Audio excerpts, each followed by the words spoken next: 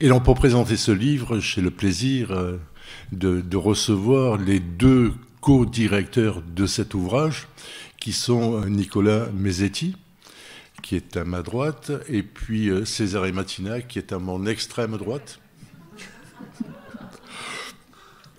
Nicolas Mesetti est spécialiste des politiques internationales. Il est docteur en sciences politiques de l'Université populaire Paris 1 Panthéon-Sorbonne.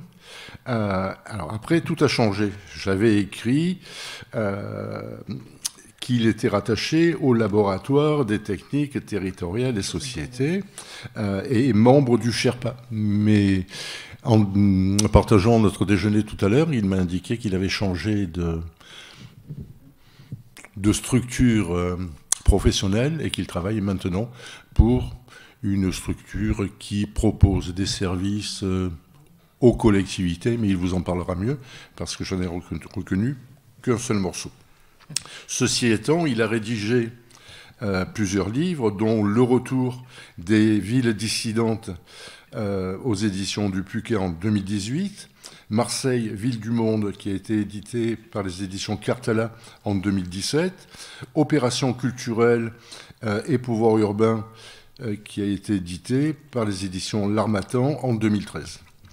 Il a écrit également de nombreux articles dans des revues de diffusion comme Marseille, l'élection introuvable, l'internationalisation des villes entre action publique intégrée et production urbaine, gouverner les transformations urbaines, Marseille, pseudo-socio-histoire d'une ville-monde. Donc vous l'avez compris, Nicolas Mesetti, c'est plutôt un spécialiste des politiques internationales.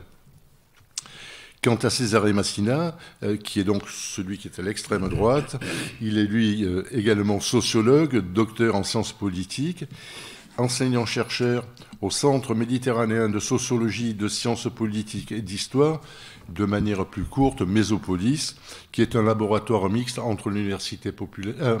entre l'université d'Aix-Marseille et le CNRS. Et César Matina a également rédigé Dénoncer la corruption, chevalier blanc, pamphlétaire et promoteur de la transparence à l'époque contemporaine. C'était chez Démopolis en 2018. Clientélisme urbain, gouvernement et hégémonie politique à Marseille, aux presses de Sciences Po en 2016. Et puis Marseille autrement, rendre la ville au peuple, chez Bruno Le Prince en 2013. Donc pour en venir à maudire les villes, socio-histoire comparée des dénonciations de la corruption urbaine, qui a été édité, je vous le rappelle, par les presses du Septentrion. Les presses du Septentrion, ce sont les éditions qui sont rattachées à l'université de Lille. Donc il est écrit en 4e de couverture, un scandale de corruption, des élus accusés de clientélisme, de favoritisme, d'affairisme, de lien avec le crime organisé. La scène se passe-t-elle n'importe où, ou pas forcément, car il y a des villes où ces dénonciations sont plus fréquentes qu'ailleurs, des villes maudites qui finissent par avoir une mauvaise réputation. Cet ouvrage analyse les mises en accusation des phénomènes d'improbité publique qui se prolongent dans une stigmatisation de certaines villes, ainsi considérées comme corruptrices et corrompues. Il explore toujours cet ouvrage, il explore ces différentes époques, depuis la fin du XIXe siècle à nos jours, et plusieurs espaces européens et nord-américains, les villes états-uniennes des machines politiques, New York, Boston, Chicago, en Europe, Glasgow au Royaume-Uni, Montréal au Canada, Naples en Italie, Marseille en France. Un traitement spécifique est réservé à cette dernière avec 4 chapitres qui saisissent l'invention de la consolidation de sa réputation sur une très longue durée. Donc vous voyez qu'on embrasse de manière très globale les phénomènes de corruption et notamment les phénomènes de mauvaise réputation. Donc l'un et l'autre vont nous expliquer si ces réputations, bonnes ou mauvaises, sont justifiées ou pas. Et peut-être qu'on abordera ensuite pourquoi ces villes continuent à être attractives, pourquoi autant de monde, enfin de touristes viennent les visiter, voire s'y installer. Mais ça n'est pas à moi de faire l'exposé. Nous avons là 2 spécialistes qui vont nous en parler pendant à peu près 1 heure. Avant d'oublier, pensez à me faire penser à rallumer mon téléphone portable en partant. Donc ça veut dire que vous devez éteindre le vôtre, s'il vous plaît. Lequel des 2 commence? Nicolas? Oui. Césarée? C'est Nicolas. Merci beaucoup Jean-Pierre, et merci pour cette invitation. Merci à l'Université populaire. Alors, j'ai oublié de vous dire, c'est quand même un peu exceptionnel, parce qu'on a aujourd'hui un duo complètement atypique, un Marseillais de Naples et un Parisien de Paris. Donc et ce Parisien me disait tout à l'heure, suit tous les matchs de Noël. Alors, je ne sais pas comment il fait pour se promener sur les Champs-Élysées avec le maillot de l'OM, mais bon, en tous les cas, il ne vient pas avec le maillot du PSG aujourd'hui. Pardon de t'avoir interrompu. Non, c'est une attaque, une stigmatisation que je prends assez mal. On m'a jamais qualifié de Parisien. Personne. Je ne vois pas d'où ça vient. Non, merci beaucoup. Merci pour cette invitation malgré tout, pour parler effectivement de ce livre, Maudire la ville.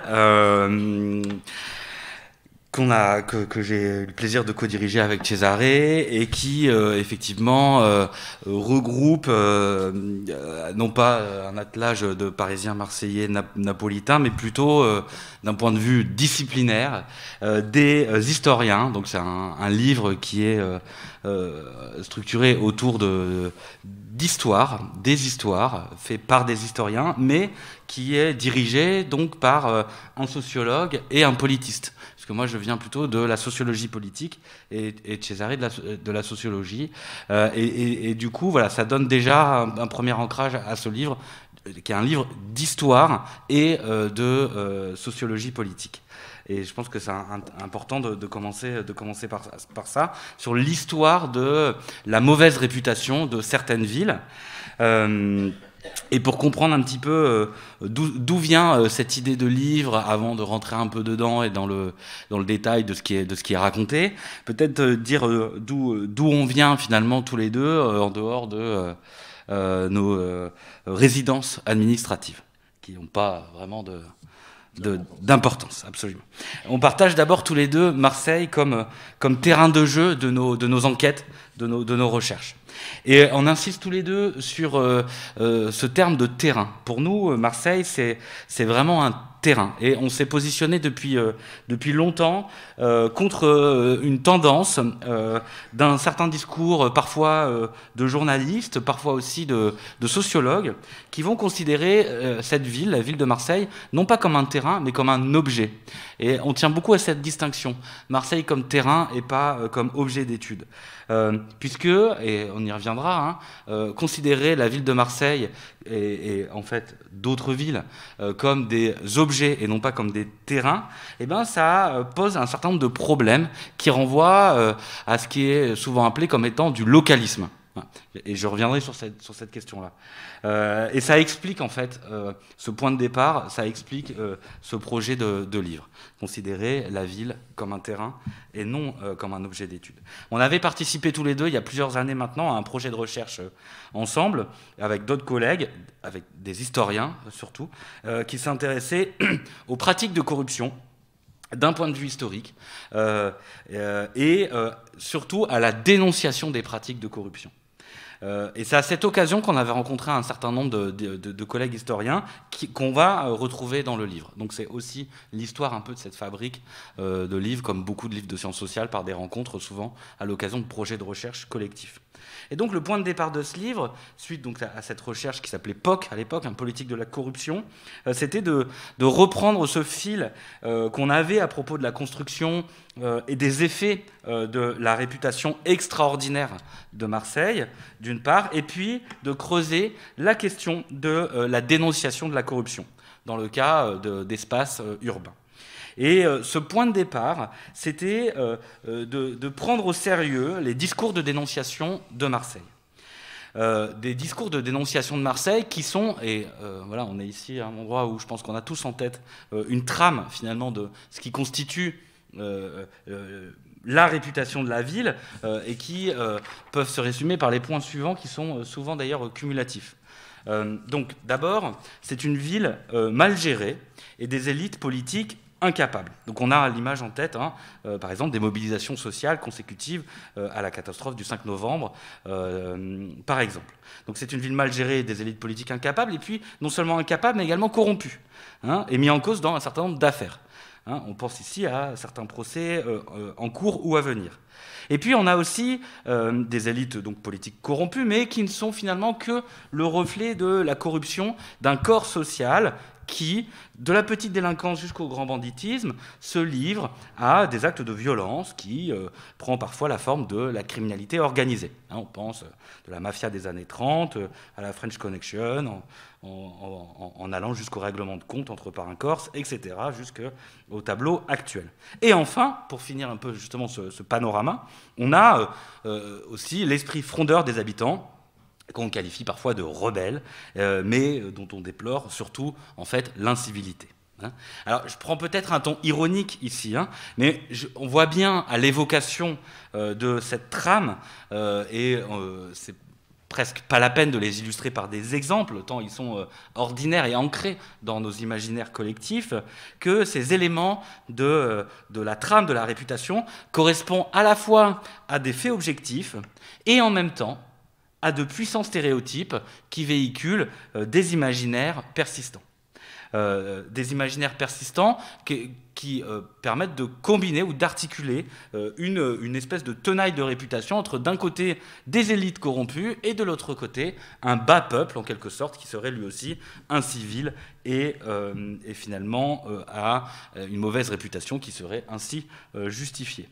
Alors nous, notre idée précisément, c'était de ne pas s'échiner, s'efforcer de démêler le vrai du faux, de ne pas se livrer à une défense qui nous paraît absurde de la bonne réputation de la ville, comme il est aussi absurde de dénoncer systématiquement la mauvaise réputation de la ville. Au contraire, nous, ce qu'on voulait, c'était, avec ce projet, faire un pas de côté vis-à-vis de ces faits objectifs, que ce soit la corruption, la violence, les grèves, la saleté, etc. De faire un pas de côté pour comprendre, non pas donc ces faits objectifs, mais les origines de leur dénonciation. Les acteurs qui portent cette stigmatisation, les rhétoriques, le langage qui est employé pour dénoncer telle ou telle pratique ou tel individu ou groupe social. Et de le faire dans une histoire la plus longue possible.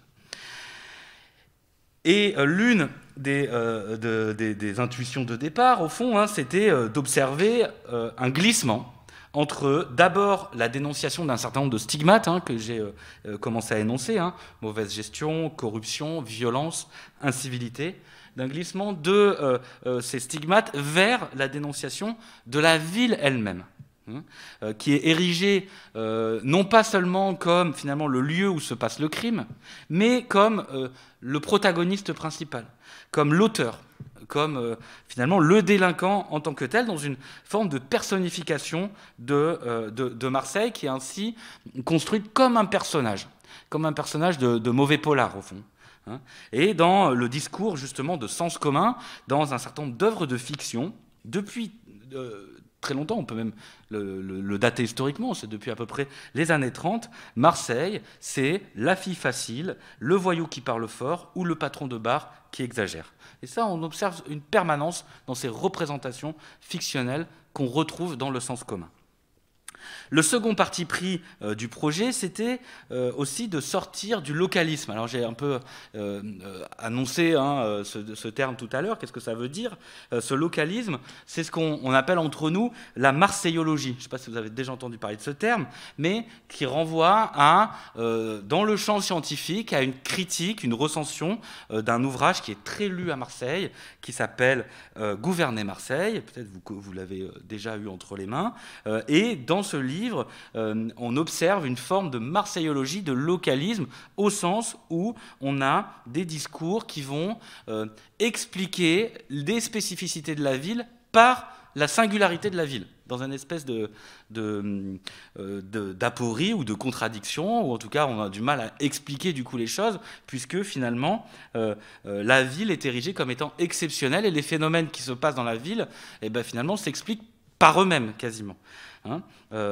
Et pour nous, finalement, ce discours qui, d'un côté, va vanter l'exceptionnalité de la ville, ou qui, de l'autre, va dénoncer ses travers, ça fait partie des deux faces d'une même pièce, cette pièce de la marseillologie. C'est une forme de construction de la singularité, de l'unicité, de l'exceptionnalité, qui va conduire, très souvent, à la fois dans les sciences sociales, dans certains discours journalistiques, dans des discours aussi d'élus publics, dans le débat public, jusque dans le sens commun, c'est-à-dire des discours qu'on peut tenir entre nous dans la rue ou au bistrot, qui conduit à des interprétations culturalistes, où on va homogénéiser des traits collectifs, comme si finalement tous les Marseillais se comporteraient tous de la même façon, et ça s'expliquerait par leur tempérament ou leur culture. Ça, c'est le problème de ce qu'on appelle aussi dans les sciences sociales l'idiosyncrasie, c'est-à-dire un raisonnement circulaire. La particularité s'explique par la singularité, sans qu'on sache d'où ça vient, au fond. Et ça, on voulait vraiment sortir de ce piège, ou en tout cas pointer ce piège du doigt, parce que ça nous semble problématique pour comprendre les phénomènes sociaux et politiques dans les villes en général. Et pour ce faire, on propose, il ne s'agit pas juste de dire c'est pas comme ça qu'il faut raisonner, mais on propose quelques pistes qu'on essaye de proposer au débat, de verser au débat dans ce livre. Premièrement, c'est de procéder à des comparaisons, soit par fenêtre comparative, soit, donc on peut faire une étude de cas et puis dire, ailleurs, voilà peut-être éventuellement comment ça se passe, si ça rejoint ou si ça se distingue. Et puis, ou par monographie comparée, donc on peut faire une succession d'études de cas, et puis comme ça on peut voir, c'était un peu l'idée du livre, de voir un petit peu quels sont les fils qui nous permettent de distinguer ou d'organiser des similarités, ou alors par comparaison systématique. Ça, c'est le premier point, c'est les comparaisons. Et le deuxième moyen de sortir du piège du localisme ou de la marseillologie, c'était d'engager une réflexion socio-historique, c'est-à-dire de comprendre d'où viennent les discours, comment ils ont été construits dans le temps, comment ils se sont consolidés, pour éviter qu'on considère les choses comme étant naturelles, essentialisées. Ça a toujours été comme ça. Depuis 2600 ans, les gens se comportent mal. Non, ça ne marche pas comme ça. Il faut comprendre quelle est l'origine, non pas des comportements en fait, mais de la manière dont ils sont dénoncés, de la manière dont elles font l'objet de stigmatisation. Ces débats sur la réputation, sur la mauvaise réputation des villes, est en fait finalement assez ancien, et il ne vient pas des sciences sociales. On s'est rendu compte, en s'intéressant à ce sujet, on s'est rendu compte que ça trouvait l'origine d'où vient qu'on dénonce des villes comme ça, comme étant particulièrement l'objet de violence et de mauvaise gestion. Mais ça vient dans les œuvres de fiction d'abord, c'est-à-dire dans les romans réalistes du 19e siècle, si on pense à Oliver Twist par exemple, à certains certains romans de Zola aussi, et puis surtout, on a des journalistes qui vont creuser aussi cette question et la nourrir de la mauvaise réputation des villes. Il y a même un genre journalistique qui apparaît à la fin du 19e siècle aux États-Unis et qui s'appelle le muckraking, littéralement le fouille-merde, c'est-à-dire celui qui va révéler des scandales, notamment de corruption, et la ville va être un terrain de jeu particulier et particulièrement fertile pour tous ceux qui vont voilà, essayer de mener des enquêtes un peu au long cours. Il y a un livre notamment qui va marquer son époque et qui est encore beaucoup cité aux États-Unis. Il s'appelle The Shame of the Cities, d'un journaliste américain qui s'appelle Lincoln Stephens, et qui va voilà, beaucoup marquer le genre journalistique et aussi la manière dont on appréhende les villes modernes au tournant du 19e et du 20e siècle, c'est-à-dire à un moment particulier, à la fois de la démocratisation des sociétés et de l'imposition, enfin de l'hégémonie du capitalisme urbain, industriel, quasiment fordiste au début du XXe siècle. Ensuite, les sciences sociales se sont emparées de cette question de la réputation des villes, et pour ce qui concerne les études urbaines, dans une période beaucoup plus contemporaine, dans les années 80-90, pour travailler, pour investiguer la question de la compétition néolibérale dans laquelle l'attractivité est une ressource cruciale. Compétition des villes pour attirer des investisseurs, des touristes, des classes moyennes supérieures. Et à ce moment-là, la réputation des villes est hyper importante pour les élus, pour les politiques publiques, pour attirer le capital et ses porteurs. Et donc, les villes se lancent dans des stratégies, dans des politiques de communication territoriale, de marketing territorial. Marseille on the move, je ne sais pas si on s'en souvient de ce truc-là, mais voilà, un certain nombre de villes, ici aussi, essayent de se lancer dans ces stratégies pour rompre avec la mauvaise réputation et puis pour attirer donc ces nouveaux vecteurs de développement économique. Mais finalement, ces travaux, ce n'est pas tout à fait ce qu'on voulait faire dans le bouquin, parce que ces travaux sont centrés sur des réponses en termes de politique publique au problème de la mauvaise réputation, quand nous, ce qu'on voulait retracer, c'est plutôt la construction sociale, donc en amont, d'où ça vient, plutôt de comment on fait pour répondre à ce problème de la mauvaise réputation. Et puis, il y a eu beaucoup de travaux qui ont été menés sur cette question-là, mais qui concernaient sur la stigmatisation territoriale, c'est le concept employé notamment par Loïc Vacan, mais qui portait surtout sur un espace particulier, qui est celui des quartiers, des banlieues, des quartiers en périphérie des villes, ou des banlieues, et donc articulé à une stigmatisation sociale des classes populaires, alors que nous, on était plutôt, même si on verra qu'il y a des éléments convergents, mais en termes d'échelle, nous, on était plutôt à travailler sur l'échelle d'une ville en tant que telle, et pas d'un morceau de ville. Donc c'est un peu la différence. Avant d'entrer dans le détail des résultats du livre et des questions qui soulève, un dernier mot peut-être sur la structure de l'ouvrage, qui est construit, je l'ai dit un petit peu, autour de la comparaison socio-historique et qui s'appuie en même temps sur une étude longitudinale de Marseille sur la longue durée et qui est ainsi mise en miroir. Donc on a 4 périodes historiques, et pour chacune des périodes historiques, on a un chapitre sur Marseille et un chapitre qui porte sur une autre ville. Des villes uniquement soit européennes, soit nord-américaines, pas mal de villes portuaires également. Mais un choix plutôt fortuit que volontaire.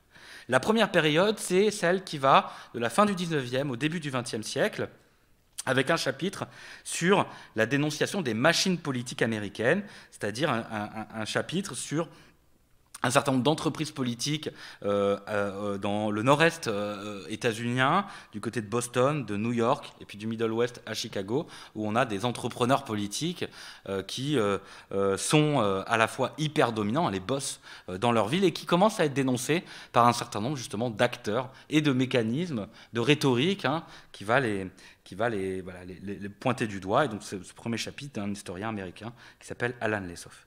Un deuxième chapitre sur la même période, de Marseille, à propos de Marseille, de Marc Aubard, qui évoque la naissance. On se demande d'où ça vient finalement la mauvaise réputation de Marseille. Eh bien, on peut la dater. Et ce chapitre-là, il est intéressant et important pour cela, parce qu'il date la naissance de la mauvaise réputation de Marseille à travers une série de petites affaires d'abord, mais qui, par effet de cumulation, vont commencer à faire sens pour un certain nombre d'acteurs, notamment extérieurs au jeu politique local, mais pas seulement, également comme ressource dans la compétition politique, dénoncer ses adversaires pour accéder au pouvoir. Et donc, voilà, on a ce premier chapitre sur Marseille avec par exemple, le procès Garnier, Il y en a également un autre juste avant, hein, l'affaire Chavarel, où on a voilà, un certain nombre d'affaires assez anodines, prises isolément, mais qui, par effet de cumulativité, voilà, commencent à construire une mauvaise réputation de Marseille. La deuxième période qu'on investit, c'est celle de l'entre-deux-guerres, hein, de manière assez classique. 2 chapitres également. Donc, le premier sur Glasgow, autour d'une histoire assez fascinante de renversement de la réputation d'une ville, pour dire que la ville n'a pas pour toujours la même réputation. Les phénomènes peuvent s'inverser. Glasgow avait très bonne réputation avant les années, avant la fin de la Première Guerre mondiale, et puis par des facteurs qui sont particulièrement bien explicité, notamment sur le plan économique, géopolitique, de rapport au centre aussi, à la ville de Londres. On a une ville qui devient complètement stigmatisée. Le chapitre sur Marseille, qui est proposé par Laurence Montel, autour d'un épisode assez connu de la marseillologie classique, l'incendie des Nouvelles Galeries, bien sûr, mais un chapitre aussi très stimulant, puisque pour ceux qui connaissent l'histoire par cœur, on apprend plein de choses sur cet incendie sous l'angle de la dénonciation de la ville. Hein, par exemple, la fameuse phrase du président du Conseil, qui était présent parce qu'il y avait le congrès du Parti radical, et qui dit, on la connaît cette phrase, n'y a-t-il personne pour commander ici, et qui a été aujourd'hui souvent interprétée comme étant finalement la dénonciation de la mauvaise gestion de la ville, qui d'ailleurs aboutira à la mise sous tutelle, qui est quelque chose qui est encore très ancré, qui est périodiquement rappelé. En fait, Laurence Montel révèle que ça ne s'adressait pas du tout au pouvoir municipal, mais plutôt à l'organisation technique des secours, d'un point de vue opérationnel. Donc on voit comment finalement c'est des formes d'interprétation et d'instrumentation, de rhétorique à des fins de dénonciation qui sont ici employées. Je passe vite peut-être sur la période de l'après-guerre, un chapitre sur Montréal, nettoyer Montréal, nous dit Mathieu Lapointe, dans une période où on a un avocat anticorruption extérieur au champ politique local qui accède à la mairie, Jean Drapeau, et qui va, quelques années plus tard, être lui-même être dénoncé comme étant corrupteur, ou en tout cas mis en cause dans des affaires de corruption, alors qu'il était parvenu au pouvoir sur une plateforme anticorruption. Le chapitre sur Marseille, alors c'est le mien. On peut peut-être passer sur... Non, c'est un petit scandale immobilier de dénonciation de corruption, mais qui me paraissait intéressant par rapport au point de vue du livre, puisqu'on entendait, on est en 1965, 64-65, et on entendait le maire de l'époque, donc Gaston Defferre, prendre la défense de sa ville, donc supposément injustement attaqué par un complot de Parisiens, encore eux. Et donc, en creux, en fait, dans les stratégies de défense de la ville, on voyait bien ce qui pouvait être en jeu dans la réputation de l'honneur, finalement, de la ville. Et dans la période contemporaine, 2 autres chapitres, celui d'abord de Kevin Vacher sur la ville de Naples, qui éclaire un phénomène peu exploré dans les autres chapitres. Ça qui nous paraissait intéressant aussi, c'est qu'on éclaire différentes facettes d'un même objet, d'un même problème. Ici, c'est comment est-ce qu'une partie des élites de la ville, à travers la lutte contre la Camorra, s'engage dans une lutte contre la décadence morale de la ville et de ses habitants. Donc c'est un peu la dénonciation de la ville par la ville elle-même, ou par une partie de ses habitants. C'est ça qui est hyper intéressant dans le chapitre de Kevin, sur la ville de Naples, où on a ici un extrait, la mafiosité qui est à l'intérieur de nous. Et enfin, last but not least, le chapitre de Cesare, consacré aux affaires récentes, Andrieux et Guérini, mais, pareil, qui sont assez connus, mais qui sont vus depuis les acteurs de la dénonciation, un nouveau public de la dénonciation, de nouveaux acteurs de la dénonciation, que sont les journalistes et les magistrats. Et on voit bien comment est-ce que les rhétoriques qui sont déployées par ces juges ou ces procureurs et par les journalistes de la presse d'investigation, locale ou nationale, renouvellent le genre, finalement, de la dénonciation et de la stigmatisation des villes. Je laisse peut-être Cesare, maintenant, j'ai beaucoup parlé, exposer un peu les résultats. Oui, merci Nicolas. Donc, effectivement, là, vous avez un peu la structure un peu du livre. C'était important de restituer un peu comment il est structuré. C'est un livre collectif, effectivement, construit dans le temps, comme Nicolas vient de le dire.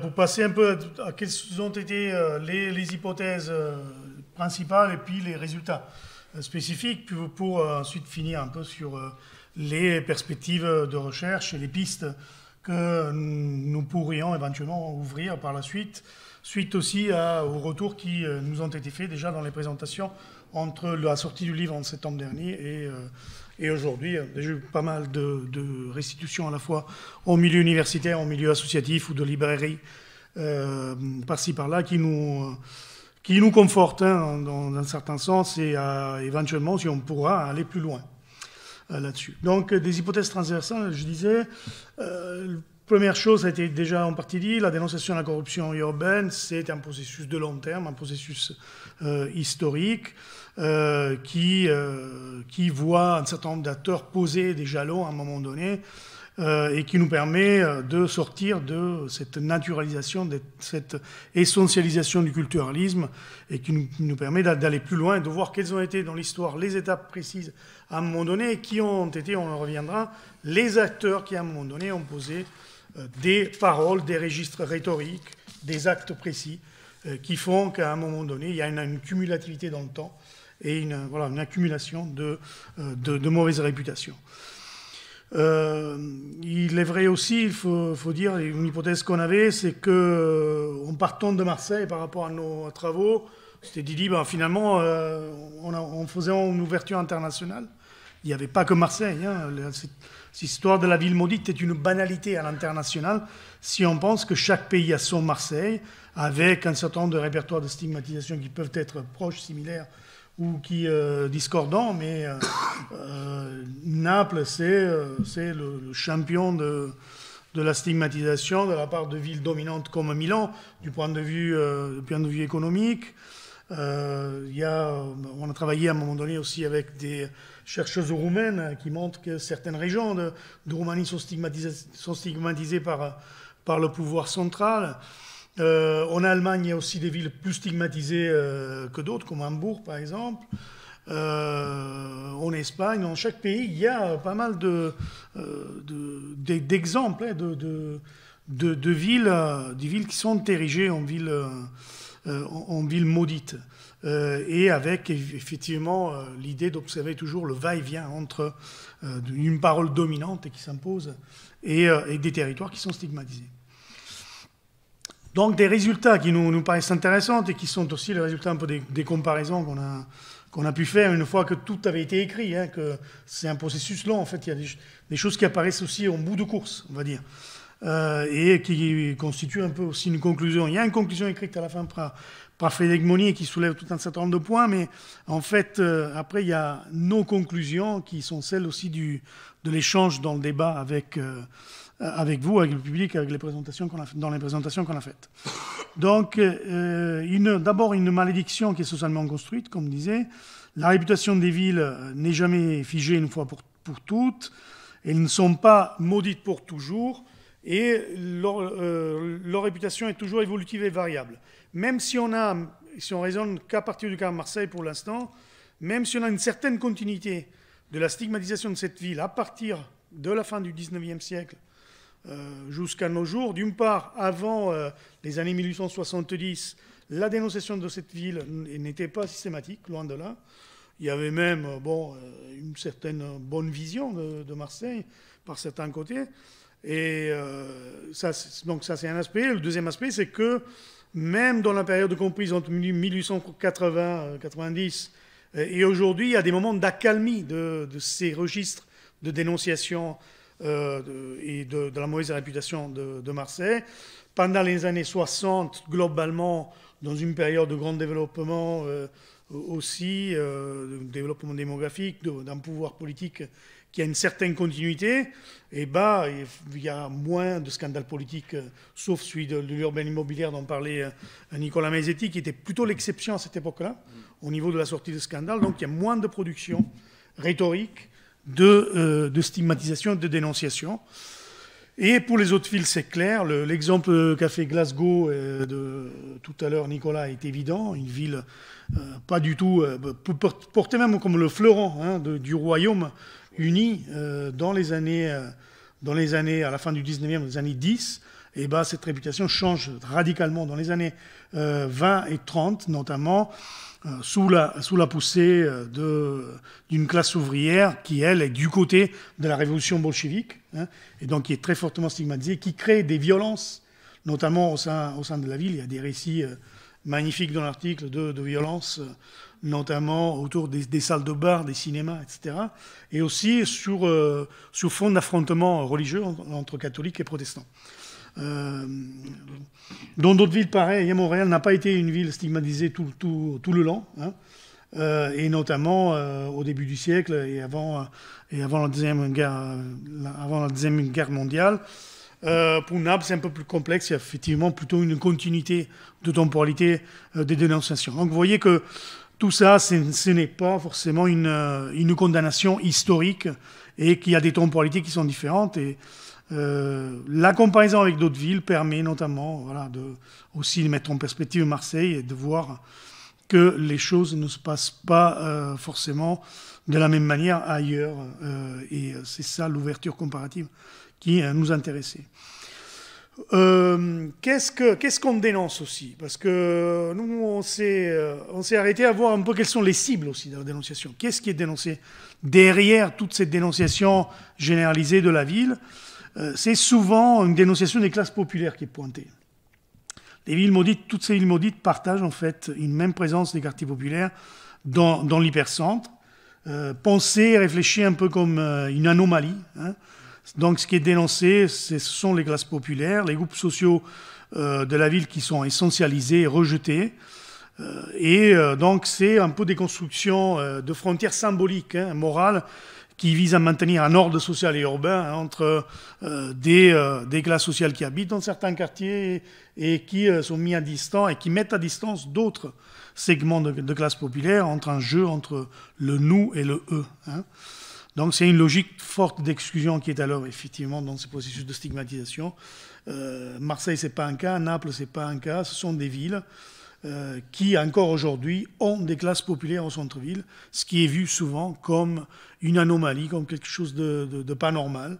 Et finalement, avec les processus de néolibéralisation des villes et souvent de gentrification, voire à l'échelle européenne, ces villes qui gardent des classes populaires au centre-ville, il y en a plus beaucoup, il y en a de moins en moins. Paris, c'était le cas typique d'une expulsion faite très fortement sous les mairies Chirac dans les années 70, 80, 90, et qui souffre de peu d'exceptions désormais. Donc ça, c'est évident. C'est évident, et derrière, il y a aussi une exclusion non seulement des classes populaires, mais aussi des immigrés qui sont dans le centre-ville.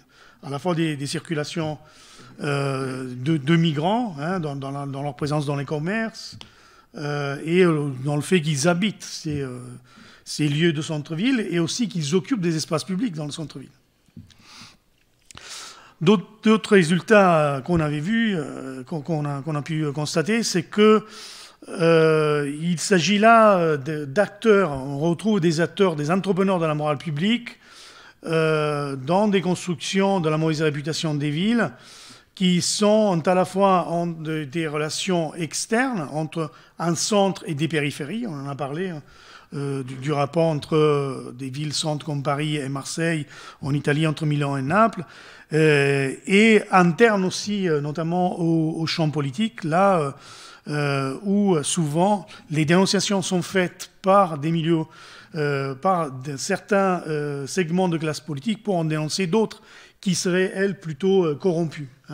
Donc, la question de la dénonciation, notamment de la corruption, de la mauvaise gestion, c'est aussi une base de la bataille politique entre des partis et même des segments de partis qui s'affrontent les uns avec les autres.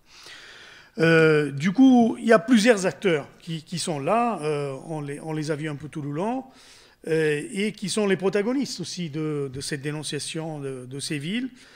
Des intellectuels et des journalistes. On en a vu à la fois à l'époque des pamphlétaires à la fin du 19e et du début du 20e siècle. On l'a vu pour les villes américaines des machines politiques.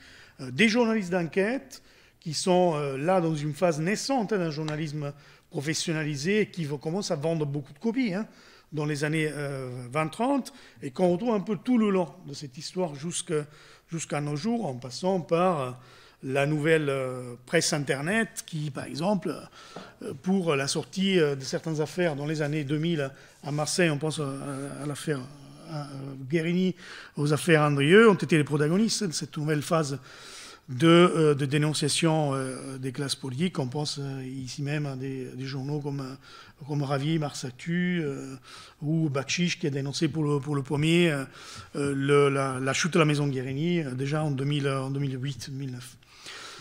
Voilà, des élus et des hommes politiques eux-mêmes dans la bataille politique, on vient de le dire, des magistrats, ça c'est un acteur qu'on ne voit pas forcément apparaître, ou même quasiment pas du tout, avant les années 70-80, c'est à partir des années 80 que dans plusieurs de ces villes, on voit croître des enquêtes sur la moralité publique, notamment contre la corruption, contre le clientélisme. Donc, dans mon article, notamment, il y a tout un passage sur les rhétoriques de dénonciation et les parcours aussi de ces magistrats qui sont à la pointe dans les affaires Guérini et Andrieux.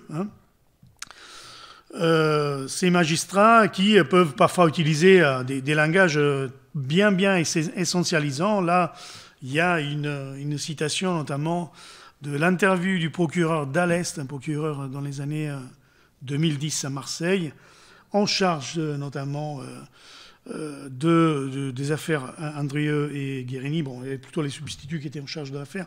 Lui était le procureur général qui chapeautait toutes ces enquêtes, qui au moment de partir, donc en 2015, à la fin de son mandat, il dit au journal La Provence dans une interview: les aubergines à parmesan, bon, qu'est-ce qui vous manquera le plus de Marseille?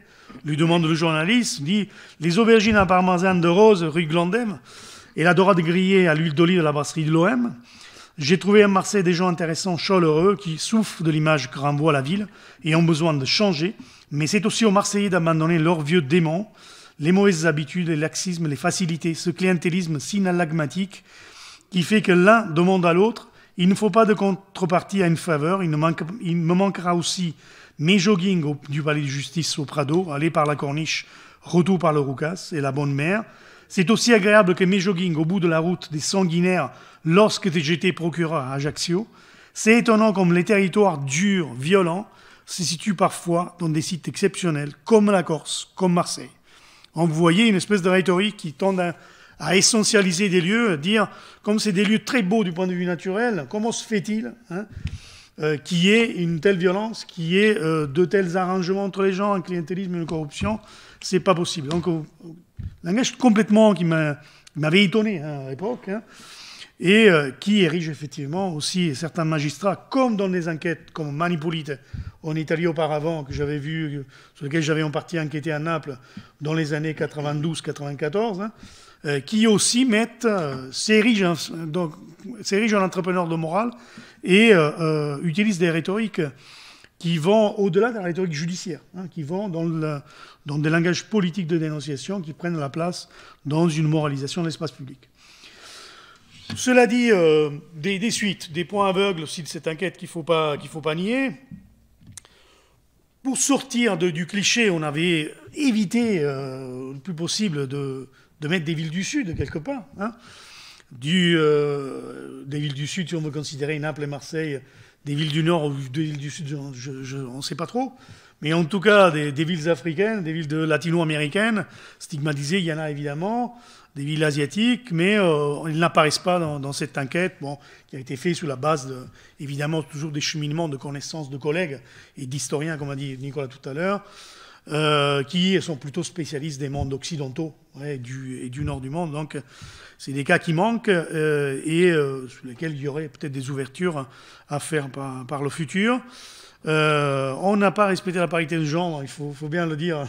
Il y a quasiment que des hommes, sauf une femme dans le livre, Laurence Montel, pour l'article sur Marseille.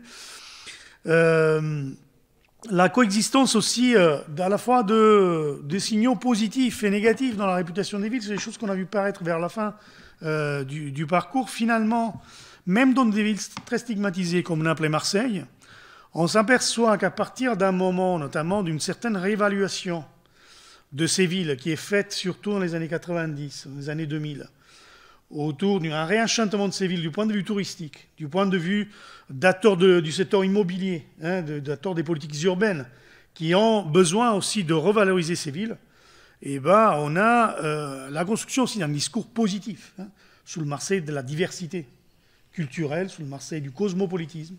Pensez au roman de Jean-Claude Izzo, hein, dans les années 90, qui produisent derrière toute une certaine production, notamment dans le domaine des guides touristiques. Hein. Le guide Autrement de Marseille, par exemple, et ben, il renvoie à aller... il invite les gens qui viennent visiter Marseille à aller dans des bars qui sont dans les romans de Jean-Claude Izzo, qui sont déclamés par lui dans des lieux spécifiques. Et pratiquement, il y a aussi des cartes de gens qui débarquent pour visiter ces lieux, quoi, hein. Comme ça s'était fait en Sicile avec des visites touristiques, des lieux de mafia, par exemple, hein. Donc, vous voyez, l'espèce de truc un peu de revalorisation de la ville qui joue quand même sur des ambiguïtés, hein, sur de l'encanaillement, si vous voulez, hein, et sur des images négatives et positives de la ville. Des logiques aussi d'auto-stigmatisation, de renversement du stigmate. Il y a des acteurs aussi dans la ville. Hein. Je l'ai vu historiquement à Naples très fort, ça existe aussi à Marseille, qui finalement revendiquent le fait d'être considérés comme des racailles, comme des mauvaises personnes, etc. Et ils endossent ce stigmate. On le voit dans beaucoup de productions culturelles, notamment dans le milieu du rap à Marseille, hein, où on joue aussi sur ces clichés positifs et négatifs tout le temps, hein, et on renverse le stigmate. On l'a vu dans une ville comme Saint-Étienne, par exemple, où les groupes de supporters, par exemple, avaient mal digéré, il y a quelques années, au milieu des années 2010, quand dans un article du Monde, on stigmatise très fortement la pauvreté de cette ville, et avait mis une banderole, voilà, qui promettait de régler les comptes à ces journalistes s'ils descendaient dans le stade Geoffroy Richard, hein. Donc, et qui en même temps, voilà, revendique cet aspect populaire, cet aspect rebelle de ces villes, et même cet aspect pauvre de ces villes. Donc, et c'est avec ses collègues stéphanois qu'on a essayé aussi un peu de prolonger des réflexions, hein, sur ces villes maudites. Ils ont sorti, donc ses collègues de Saint-Étienne, un livre dans une série, je ne sais pas si vous avez vu cette série, à la découverte, Sociologie 2, sur plusieurs villes, Lyon, Paris, Marseille, Rennes, etc. Il y a tout récemment en Sociologie de Saint-Étienne, où la question, il y a un chapitre très, très intéressant, notamment sur la question de la construction de la mauvaise réputation de Saint-Étienne, là aussi, hein, des tentatives de renversement de stigmate avec la valorisation notamment du domaine économique du design, hein, qui a été mis en valeur dans les années les plus récentes. Donc voilà, il y a des chantiers ouverts pour la suite sur toutes ces thématiques-là, et donc à suivre, on verra un peu ce qu'on pourra faire par la suite, et aussi avec l'aide évidemment du public qui va nous supporter pour penser aussi quels sont les points aveugles et les possibles développements de tout ce travail. On vous remercie en tout cas énormément, et je remercie l'Université populaire et l'Alcazar aussi pour l'accueil. Merci.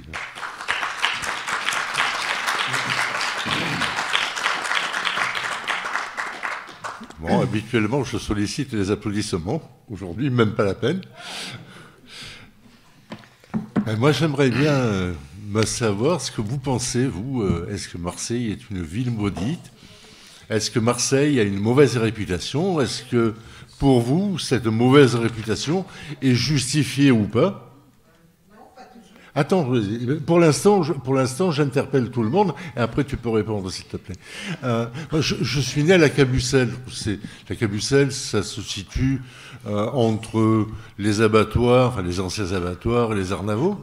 Donc c'était un quartier très très très populaire qui était habité à la fois par des Italiens, des Espagnols, des Arméniens. la migration du Maghreb n'avait pas commencé. Il n'y avait pas de bagnole dans les rues, donc on se promenait tous, enfin on jouait tous ensemble dans la rue. Les familles en été sortaient la chaise sur le trottoir et on disait qu'on allait prendre le frais. Et lorsqu'un gamin faisait une connerie, il y avait toujours une maman qui n'était pas trop loin pour le rappeler à l'ordre et parfois pour lui mettre un taquet. Mais ça se passait dans la meilleure ambiance. Ouais. Et j'ai jamais entendu une maman dire à une autre « Mais qu'est-ce que tu as fait? Tu as tapé mon fils ou ma fille. » Voilà, donc moi, je reste persuadé que la réputation qui est faite à Marseille n'est pas justifiée, même si nous avons de nombreux exemples de malversation. Tout à fait récemment, Jean-Claude Gaudin, avec une partie de son équipe municipale, a été condamné pour le versement d'heures supplémentaires qui n'étaient pas justifiées, pour le dépassement de l'âge de la retraite, etc. etc. Mais voilà, il y a plein d'exemples qui montrent que tout ne va pas bien à Marseille. Mais moi, quand je me mets à Corbière et que je regarde depuis l'entrée du tunnel du Rove, lorsque je regarde cette baie, c'est un endroit, c'est une vue absolument extraordinaire. On parle à Bombay de la rivière de Diamant. Je crois qu'on peut dire la même chose de Marseille le soir. C'est une vue absolument splendide. Voilà. Donc moi, j'ai plein d'aspects, de points de vue positifs à propos de Marseille, mais il y a plein d'autres choses qui ne vont pas. Tu voulais dire, toi, pourquoi Marseille a mauvaise réputation? Toi, oui, qui parlait tout à l'heure. Non, c'est pas justifié. C'est pas justifié. Des clichés, toujours des clichés. Bon, je sais pas. Et puis, je m'excuse, et le Valois-Perret, alors? Hein? Qu'est-ce que vous en pensez? Il n'y a pas de corruption, là aussi? On parle toujours de Marseille, mais je pense que ça peut s'adapter à d'autres villes. Hein? Il y a toujours ces clichés. Bon, il y a peut-être une partie de vrai, mais c'est pas toujours. Non. On exagère un peu. Hein. Merci. Oui. Voilà. D'autres observations? On peut réagir juste... Ah oui, bien sûr. Parce que la question de la réputation est-elle justifiée, la bonne ou la mauvaise réputation des villes et, en l'occurrence de Marseille, est-elle justifiée? C'est justement la question qu'on voulait pas poser dans le bouquin. En fait. C'est pour ça qu'on a pris un certain nombre de précautions. Oui. Mais c'est vrai, mais c'est intéressant de voir que c'est celle qui revient toujours, mais c'est normal parce que ça, comment dire, c'est assez connexe. Mais justement, l'idée du livre, c'était de partir de cette question pour la mettre de côté et d'en poser une autre ou trois autres qui étaient d'où vient la réputation? Qui l'a construit? Et comment elle est construite? Voilà. Et ça nous permettait justement de poser autrement, en l'écartant, la question de est-ce que c'est justifié ou pas? Parce que si on répond bien en tête, justement, si la ville le mérite ou pas, à ce moment-là, de notre point de vue, on ne fait que renforcer les polarités qui visent à ériger la ville comme étant quelque chose d'extraordinaire et d'exceptionnel, en bien ou en pas bien. Et ce jugement bien, pas bien, qu'on appelle, nous, des jugements normatifs, d'évaluation, on voulait surtout pas rentrer là-dedans pour justement dire, c'est pas la bonne question. La question scientifique qu'on peut documenter du point de vue des sciences sociales et de l'histoire, c'est la question de l'origine, la question des acteurs et la question des modalités, des rhétoriques. Oui, parallèlement à l'Université populaire, j'anime aussi une émission radio toutes les semaines chez Radio Galère. Et donc c'est aussi ma déviance de journaliste ou d'animateur radio qui m'amène à poser les mauvaises questions, en tous les cas, à pointer où ça fait mal, où ça dérange. Et je comprends bien que votre travail de technicien, de spécialiste scientifique, n'est pas de pointer justement ces marginalisations. Oui, César. Oui, après, c'est ce qui est intéressant, et on n'a pas encore travaillé là-dessus, il faudrait développer, mais c'est l'effet cumulatif de ces dénonciations dans le temps. C'est-à-dire que j'en s'aperçoit, il faudrait faire un travail rhétorique encore plus poussé, que quand on pointe la corruption, notamment lors des affaires récentes, Guérini, Andrieux, même plus tard, les affaires qui sont sorties, notamment pointés par le parquet national financier sur la ville de Marseille, et des journalistes, des magistrats et d'autres, ils ont tendance à citer d'autres affaires qui sont passées dans les années 80 ou précédemment. Hein. Et pareil, encore plus peut-être, pour la question du banditisme, et notamment des homicides et des règlements de compte. Et en 2012, quand il y a eu un peu plus, hein, il y a eu une explosion un peu de règlement de compte, c'est le Marseille-Chicago qui revient, vous voyez. Donc on remonte aux années 30, où on fait des références aux années 80, où peut-être on oublie que dans les années 80, il y avait eu beaucoup plus de règlement de compte que dans les années 2012. Mais en tout cas, certains registres de dénonciation sont repris plus tard. Et il y a une espèce d'effet de cumulativité. Et ça n'empêche pas qu'après, il y a une période d'accalmie ou même d'un discours positif qui calme un peu les aspects pendant un moment, et puis ça revient. Mais c'est fou comme l'histoire est intéressante, et c'est pour ça qu'on travaille avec des historiens, c'est parce qu'il y a des couches, hein, il y a des couches qui se mettent les unes après les autres, et il y a des acteurs de la couche d'en haut qui vont chercher des éléments de la couche d'en bas, et ils les remettent à jour. Je vais juste répondre sur Levallois, parce que ça me paraît assez important, parce qu'on y répond en fait dans le bouquin. Pourquoi est-ce que effectivement Levallois n'est pas forcément attaché à l'image d'une ville maudite comme peut l'être Marseille? Et la réponse qu'on apporte dans le livre, je pense que c'est un des résultats importants, c'est la différence, c'est que, on l'a dit un petit peu tout à l'heure, c'est la présence des classes populaires dans la ville. À Levallois, il n'y a pas de menace des classes dangereuses, des classes sociales populaires. Entre guillemets. Oui. Les classes dangereuses qui renvoient à la stigmatisation, pour le coup, des classes populaires, des classes ouvrières à la fin du 19e, et qui sont périodiquement réactualisées.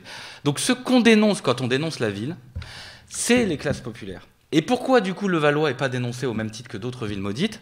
Parce qu'il n'y a pas cette présence-là manifeste dans la ville, et notamment dans l'hypercentre. Voilà. Et donc, c'est justement dans la comparaison et dans l'histoire de la mauvaise réputation des villes qu'on peut répondre à ce genre de questions. Voilà. Mais ça ne veut pas forcément dire d'ailleurs que Levallois n'est pas dénoncé. On entend quand même parler des affaires Balkany et compagnie, mais sur d'autres répertoires de dénonciation et de stigmatisation. Et donc ça pousse à creuser finalement la pluralité des villes maudites, la pluralité des registres de dénonciation. Et du coup, ça invite vraiment à essayer de distinguer qu'est-ce qui est dénoncé quand on dénonce les villes. Merci beaucoup pour votre intervention.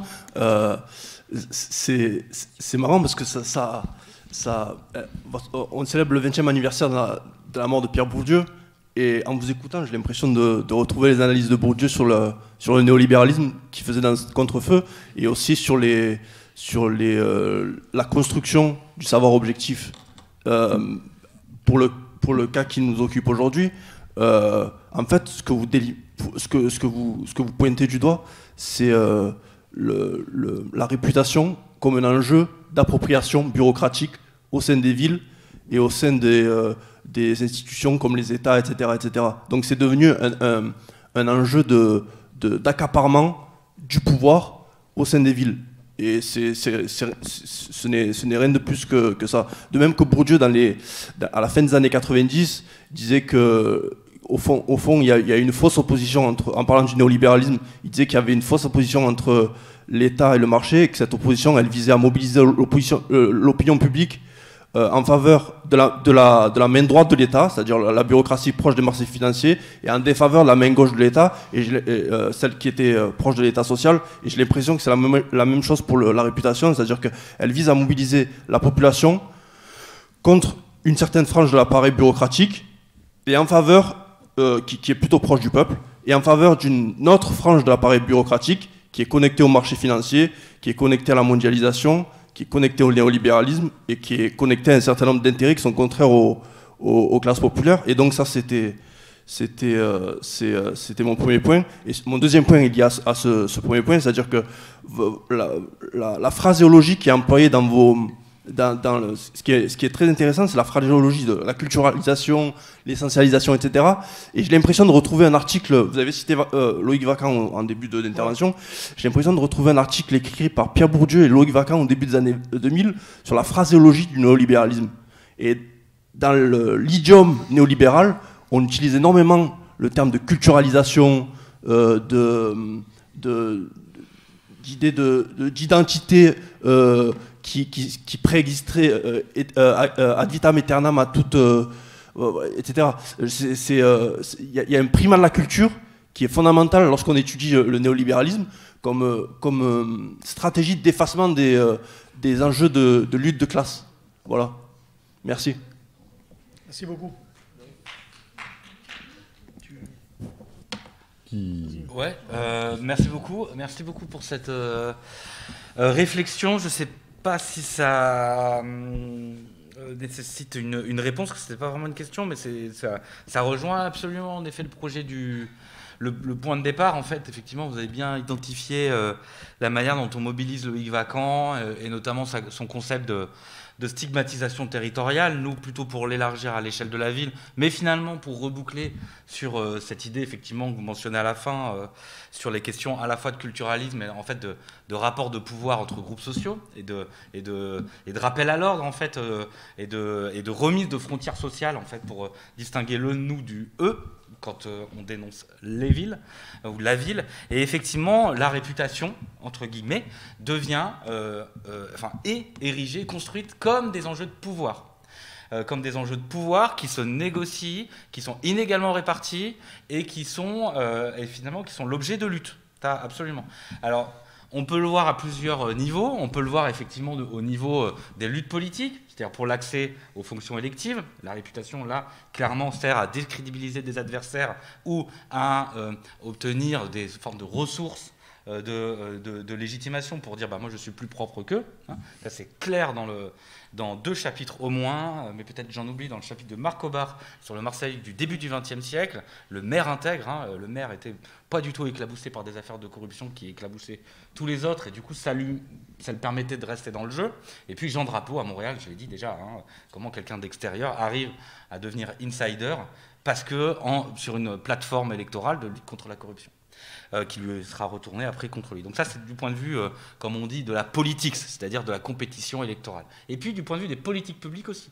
La réputation comme enjeu de pouvoir, au sens, là, effectivement, des questions du néolibéralisme urbain, c'est-à-dire comment est-ce que les villes sont dans une concurrence pour attirer un certain nombre de fonctions, notamment des fonctions d'accumulation du capital. Et la réputation est essentielle.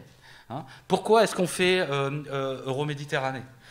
Pour des enjeux de réputation aussi, pour redorer l'image de la ville dans un contexte de mauvaise réputation objectivée. Pourquoi est-ce qu'on refait le J4 ? Pourquoi est-ce qu'on candidate à la capitale européenne de la culture ? Pourquoi est-ce qu'on requalifie la Plaine ? On peut multiplier tout un nombre de politiques urbaines à Marseille depuis les 30 dernières années pour s'apercevoir que l'enjeu, c'est la montée en gamme, ce que j'appelle la politique 5 étoiles, c'est-à-dire changer d'image, c'est-à-dire instrumenter du point de vue du marketing territorial. Et la réputation, la bonne réputation, ou plutôt la rupture avec la mauvaise réputation est essentielle. Voilà. Et de ce point de vue-là, on peut effectivement avoir cette grille de lecture assez bourdeusienne, c'est-à-dire d'une sociologie critique, des politiques publiques aussi, de l'action publique urbaine, pour comprendre comment est-ce que la ville de Marseille, finalement, à travers ces politiques de lutte contre la mauvaise réputation, est entrée dans l'ère néolibérale des villes. Et si on pousse un cran plus loin, on se rend compte que Marseille rentre dans cet âge-là au moment où toutes les autres villes en sortent. Ça, c'est aussi particulier, c'est peut-être de la marseillologie et de la singularité de la ville, de l'exceptionnel. À partir du moment où toutes les villes commencent à tourner le dos à ces politiques néolibérales, c'est-à-dire d'attractivité, de compétition, de concurrence, d'excellence, la fameuse CAM, compétitivité, attractivité, métropolisation, excellence, et ben la ville de Marseille entre plein pied dedans.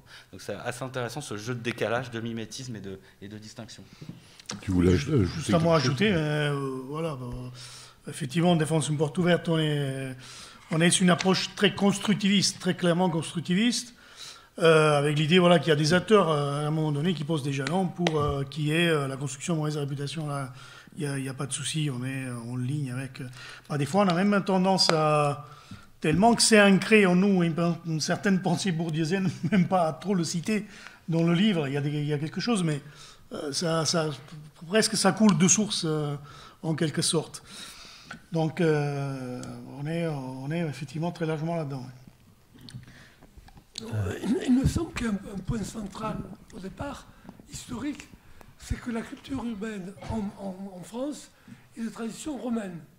Et les villes, dans la civilisation romaine, les villes ont une tradition de commandement d'un territoire. Et Marseille, ville grecque, n'a jamais été conçue comme ça. C'est un comptoir littoral qui n'a pas une vocation de commandement, mais une vocation de passage. Et donc ça a deux conséquences. Premièrement, c'est qu'il n'y a pas cette espèce d'armature urbaine pour, en quelque sorte, accueillir, etc. Les gens sont de passage. Et en plus, étant une ville sur le bord de la Méditerranée, ce passage vient non pas... Ce n'est pas des gens des environs qui viennent à Marseille, c'est des gens qui viennent de loin qui arrivent à Marseille. Il y a donc une double tradition qui en fait encore un peu étranger par nature dans la civilisation gallo-romaine. Et dans la nôtre après.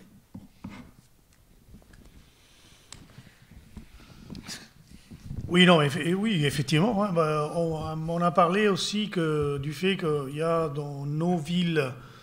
au-delà de Marseille, quasiment que des villes portuaires. Hein. Donc c'est des villes de passage, effectivement.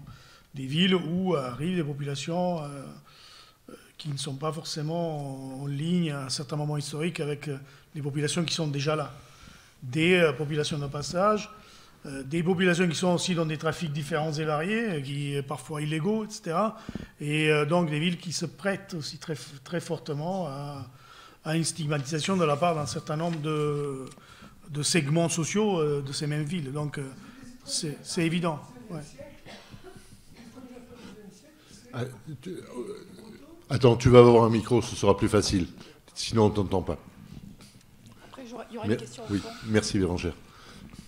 Quand on parle des gens qui arrivent de l'étranger, de l'extérieur, l'étranger à Paris, si on lit, par exemple, classe laborieuse, classe dangereuse, au XIXe siècle, les étrangers à Paris, c'est les Bretons et les Auvergnats. C'est évident. Il y a donc là une différence majeure avec des gens qui n'ont pas d'attache préalable au territoire. Oui, bonjour. Déjà, je voulais vous remercier pour vos exposés et la présentation du livre qui a l'air très, très intéressant, effectivement. En fait, moi, j'avais juste une question. Moi, je suis arrivé à Marseille il y a très peu de temps pour travailler dans la lutte contre l'habitat insalubre. Et j'ai travaillé à Saint-Étienne et avant, j'ai passé 15 ans en Amérique du Sud et en Amérique centrale sur l'habitat insalubre, sur ces thèmes-là.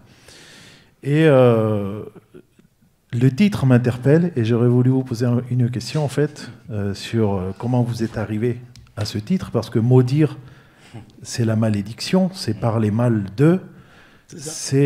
Et aujourd'hui, on note l'importance de l'écriture d'un récit, et vous en avez parlé aussi quelque part dans la façon, le travail que vous avez réalisé, vous avez rassemblé plusieurs récits, et aujourd'hui, c'est ce récit aussi qui est remis en question. Et d'ailleurs, vous avez parlé aussi du manque de femmes. Bon, il y en a une dans votre travail, et certaines fois, on constate, non seulement en Amérique latine, en Amérique du Sud, mais aussi j'ai vu ça à Saint-Étienne et je commence à voir ça à Marseille, que les femmes ont une importance centrale dans la vie quotidienne de la ville, mais très peu dans l'écriture sur la ville, et qui nous accompagne finalement à comprendre cette ville. Donc je voulais juste savoir comment vous étiez arrivé à ce titre. Est-ce qu'il y a eu des titres alternatifs? Est-ce que vous êtes passé par d'autres titres? Est-ce qu'on peut savoir lesquels c'était? Et puis, comme j'ai une partie de ma descendance qui est en haut à la bibliothèque, je vais devoir récupérer 3 de mes enfants qui sont dans les livres, dans les bibliothèques. Et après, je vais vous retrouver avec plaisir pour avoir votre livre et puis échanger après avec vous. Mais en tout cas, le titre, et puis sur ce, voilà, est-ce qu'il y a eu des titres alternatifs et comment vous êtes arrivé à un accord là-dessus? Je ne veux pas répondre à la place de Nicolas et Césarée à propos du titre, mais là, il y a une influence importante toujours de la part de l'éditeur. Je ne sais pas si ça a été le cas Certainement. en ce qui vous concerne, mais l'éditeur qui engage des moyens importants pour faire fabriquer l'ouvrage m'a choisi généralement la couverture et le titre. Et ensuite décide des royalties qui sont, enfin des droits d'auteur qui sont versés aux auteurs, qui restent toujours, de mon point de vue, absolument abominables. Vous savez que globalement, le prix d'un bouquin, c'est 30% pour l'éditeur, 35% pour les distributeurs, 5%, 8% pour les imprimeurs et ce qui reste donc entre 3 et 8% pour les auteurs. 5, voilà, mais je dis entre 3 et 8. Tu vois. Donc les auteurs sont vraiment ceux qui sont les moins bien lotis. Alors je ne sais pas si vous avez observé également, mais de grandes maisons d'édition ont décidé d'appliquer un tarif unitaire pour les commissions qui sont versées aux libraires et qui sera fixée à 36%. Aujourd'hui, il y a encore des différences significatives entre les différentes maisons d'édition et les libraires, suivant qu'elles soient grands clients ou pas. Mais le prix unique du livre n'a pas encore rebondi sur la répartition unique et équitable du prix du livre. Bon, c'était juste une aparté. Mais voilà, à propos du titre. À propos du titre, c'est amusant parce qu'on rigolait là tous les deux. Parce qu'on a cette question systématiquement. C'est assez frappant. Parce qu'effectivement, il y a quelque chose avec ce titre et sans doute un problème qu'on est prêt du tout, absolument à reconnaître, parce qu'il est contre-intuitif du point de vue effectivement de ce qu'on vient de raconter depuis tout à l'heure, c'est-à-dire d'insister beaucoup à la fois sur la dimension sociologique, donc des acteurs et des processus sociaux en cours, donc extérieurs au choix individuel, et en même temps l'histoire. La dimension sociologique et historique, socio-historique.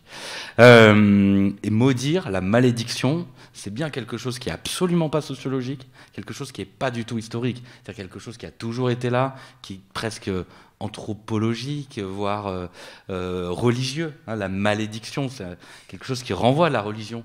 C'est assez bizarre d'avoir choisi ce titre, et pourtant, je ne crois pas que ce soit quelque chose qui avait été imposé par l'éditeur. Je crois que c'est quelque chose comme un projet qu'on avait Vous savez, quand on a un projet, on a un titre entre nous, et puis il est souvent pas le bon, et du coup on l'abandonne pour avoir quelque chose. Bah là, on l'a gardé jusqu'au bout. Je crois qu'il y avait, je crois qu'on parlait de la ville maudite, les villes maudites au début.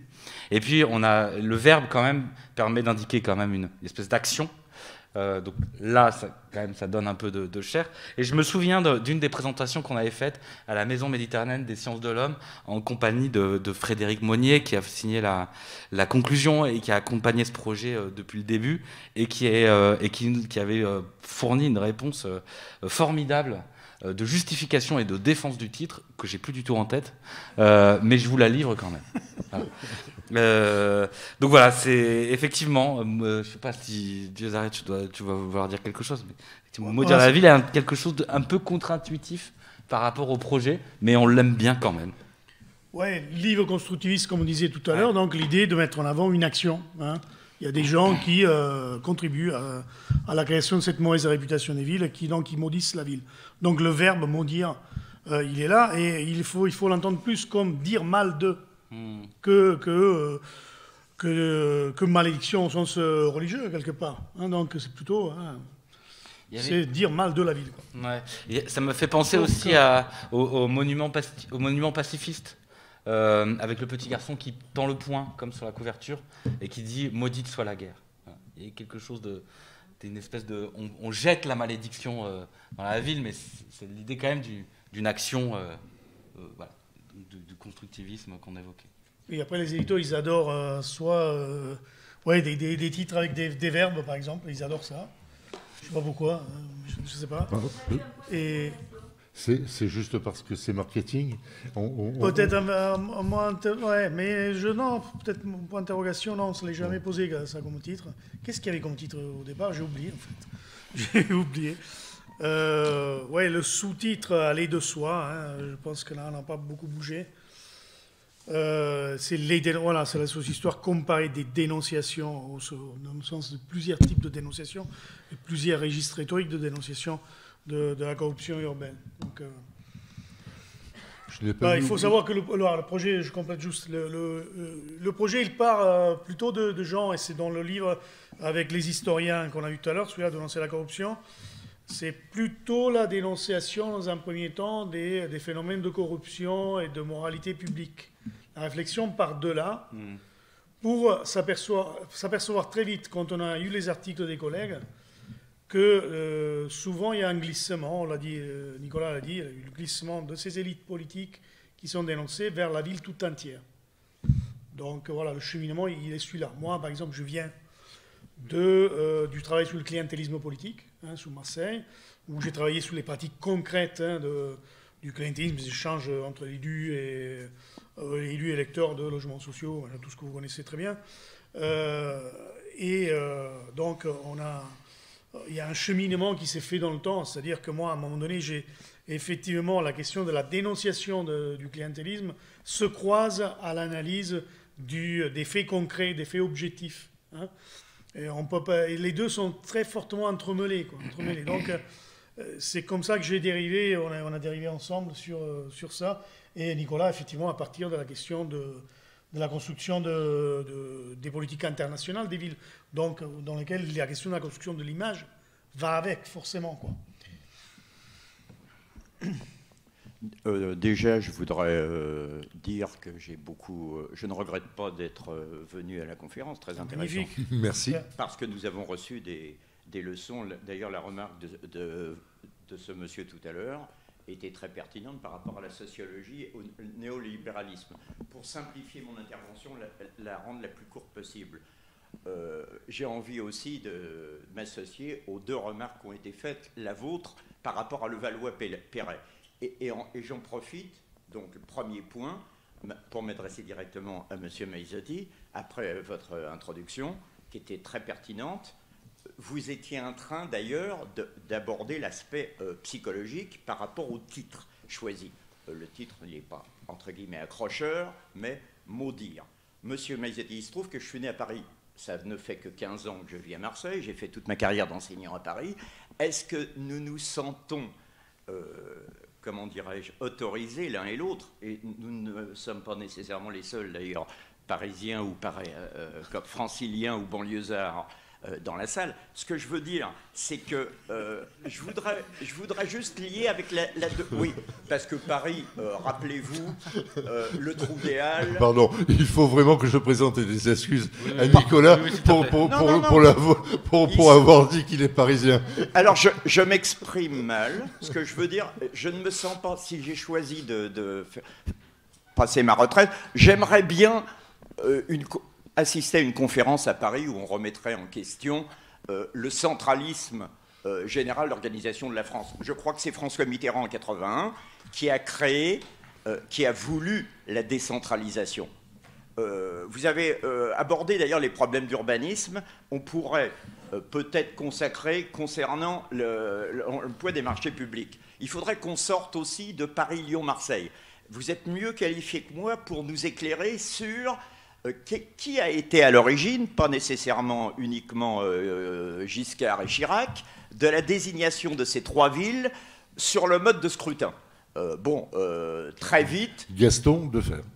Tout à fait. Or, comme ministre de l'Intérieur, et puis aidé par M. Franceschi au secrétariat à l'Intérieur, il a essayé de mettre en œuvre et de faire passer dans la pratique, dans la gestion des régions, la loi de décentralisation. Et puis, qu'est-ce qu'on s'est aperçu lors des dernières élections municipales, régionales, départementales? C'est que précisément, toutes les villes de France ont le problème...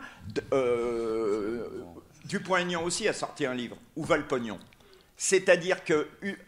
Est-ce que ce sont les hommes, je voudrais clarifier ma pensée, est-ce que ce sont les hommes qui font le système, ou est-ce que les hommes à un moment donné, ne sont pas prisonniers du système de l'organisation bureaucratique, alors la mégalopole. On ne va pas faire de complexe non plus. D'ailleurs, vous avez très justement, monsieur Mezetti, fait allusion, et vous aussi, monsieur, la capitale européenne de la culture, Marseille, capitale européenne du sport. À chaque fois que nous avons posé notre candidature, je parle en Marseillais d'adoption, par exemple pour la Coupe du Monde en 98, ou pour d'autres manifestations sportives ou culturelles, à chaque fois, Marseille n'a pas à rougir par rapport à la capitale. On souhaite que l'organisation des Jeux Olympiques, d'ailleurs, pour rester dans le domaine du sport, soit aussi bonne qu'elle l'a été en 1924. Je prépare un colloque sur que pensent les Marseillais des néo-Marseillais. Ah ouais, génial. Je ne manquerai pas d'y assister, mais ce que je voudrais souligner un dernier point, par rapport à la personnalisation. C'est difficile d'échapper à la personne. Bon, Marseille, deux grands personnages historiques, Gaston Defferre, Jean-Claude Gaudin. À Paris, il a fallu une initiative de Giscard d'Estaing pour que Paris ait un maire. Étienne Marcel, il faut remonter bien en... Oui. À Paris, c'était bien avant. Et puis, les scandales n'ont pas manqué. Je fais simplement allusion au grand stade. Je souhaite que tu conclues. Glavany voulait...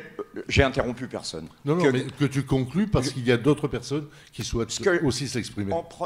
Ma conclusion, elle m'invite à vous citer l'exemple parmi toutes les grandes villes magnifiques et qui n'ont pas forcément mauvaise réputation. Marseille n'a pas forcément mauvaise réputation. Montpellier, où Georges Frêche, contrairement à Jacques Chirac ou à Jean-Claude Gaudin, ça n'enlève rien à l'œuvre de Jean-Claude Gaudin ou de Jacques Chirac. Mais Georges Frêche a consacré toute sa carrière, a préféré se consacrer à sa ville et en a fait, elle était déjà magnifique. Ça ne veut pas dire qu'elle n'est pas critiquable, cette gestion, mais la critique est aisée, mais elle est difficile. Je terminerai de cette façon. En tout cas, c'est bien d'associer... j'ai su comment votre réunion d'aujourd'hui... parce que je viens régulièrement à la bibliothèque. Si vous aviez peut-être... c'est difficile, surtout dans cette période, les vacances scolaires. Mais la prochaine réunion, je pense qu'il y aura davantage de monde parce que le sujet est particulièrement pertinent. Merci pour ton intervention. L'Université populaire a un site, une page Facebook, une page Twitter, des parutions régulièrement dans la Provence, dans d'autres journaux, Ventilo et Zibeline, tant qu'il était vivant. Donc nous faisons tous les efforts de communication qui sont dans nos moyens, mais nous sommes une modeste association. La réunion mensuelle au Prado, à la salle des architectes. Oui. L'accès n'est pas trop compliqué. Ah oui, c'est très très très difficile. C'est à 30 mètres de la station de métro Perrier. Perrier. Mais si tu veux bien, on termine autour du livre et après, à la fin de la conférence, on pourra discuter ensemble. Oui, juste le temps que le micro peut-être circule, revenir sur un des points que vous avez évoqué qui est intéressant, c'est la question des rapports entre centre et périphérie, capitale et seconde ville, parce que c'est quelque chose qu'on retrouve finalement dans un certain nombre de villes maudites. Où en effet des rapports de domination territoriale, on en parlait tout à l'heure, sont parfois redoublés ou suscités ou construits aussi dans les relations entre le centre et les périphéries ou les territoires extra-capitales. Donc on le voit par exemple, la construction de la mauvaise réputation de Glasgow est inséparable de son rapport à Londres et aussi de sa rivalité avec Liverpool dans le titre disputé de joyau de la couronne. Idem pour ce qui est de Montréal, hein, le rapport à Toronto est aussi très important pour comprendre cette capitale un peu culturelle en fait et linguistique à l'échelle du pays. Voilà. On va retrouver un certain nombre de relations au centre-périphérie, pas forcément de la capitale administrative, mais en tout cas une forme de centralité économique et culturelle d'un pays avec ce qui est considéré être ses marges. Voilà. Hein, Naples et pas du tout Rome du coup, mais Milan, il y a quelque chose qui se joue aussi de cet ordre-là. Donc ça, c'est un des facteurs de la construction des mauvaises réputations territoriales. Oui. Bonjour. Voilà, j'ai bien noté que la mauvaise réputation de Marseille était assez récente, mais je me souviens que dans l'Antiquité, elle était apparemment citée un exemple de bonne gouvernance, que les élites romaines allaient s'y former. Du coup, je me demande, est-ce que le fait de s'être trouvé dans le collimateur de Jules César puis de Louis XIV n'a pas aussi joué un rôle dans le basculement en termes de réputation, de ville rebelle déjà, pour ensuite savonner la pente vers... Il y a un livre, moi, qui m'avait beaucoup marqué quand j'avais commencé à travailler sur cette ville, il y a maintenant presque 20 ans, c'est 15 ans, c'est le livre de Bruno Le Dantec sur Marseille dans la bouche de ceux qui l'assassinent, où il y a une espèce de florilège de très très long terme sur effectivement des discours de dénonciation de la ville. Hein, où on voit effectivement de Louis XIV à voilà, toute la période, y compris qui précède celle qui nous occupe.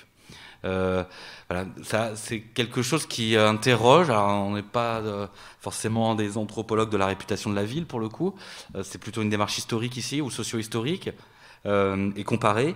Mais effectivement, il y a peut-être aussi quelque chose qui se joue dans la réinterprétation des anciens discours au service de phénomènes ou d'enjeux plus contemporains et qui permettent d'expliquer pourquoi est-ce qu'on voilà, il y a certaines représentations qui vont persister et d'autres pas. Hein.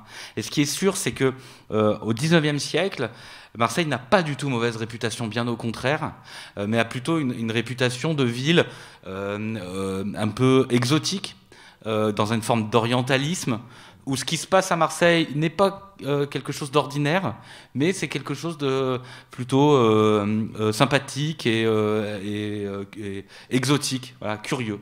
Et il faut attendre le début du XXe siècle vraiment et les premières affaires judiciaires pour que ça se renverse. Hein. Après, que se passe-t-il avant? Là, il faudrait sans doute des protocoles d'enquête sensiblement différents de ce qu'on a entrepris ici. Oui, il faut se méfier un peu de prendre dans le passé un certain nombre d'éléments de stigmatisation qui ont été faits à l'époque de Louis XIV ou à l'époque romaine, etc. Et voir que souvent ils sont utilisés par la suite ou aujourd'hui dans une espèce de volonté de consolider un discours de stigmatisation sous la ville, quoi. Donc il y a encore une fois un aspect cumulatif et performatif qui est le fait même de la construction de certains acteurs de tout ça. Dans le même livre de Dantec, il est intéressant, mais en même temps, voilà, il participe aussi à cette espèce de cumulativité qui n'a pas trop lieu d'être. Il faudrait qu'à l'époque romaine ou au Moyen-Âge ou ailleurs, on compare avec d'autres villes pour voir si Marseille est effectivement plus stigmatisée que d'autres. Je ne le crois pas, probablement. Ce n'est pas le cas.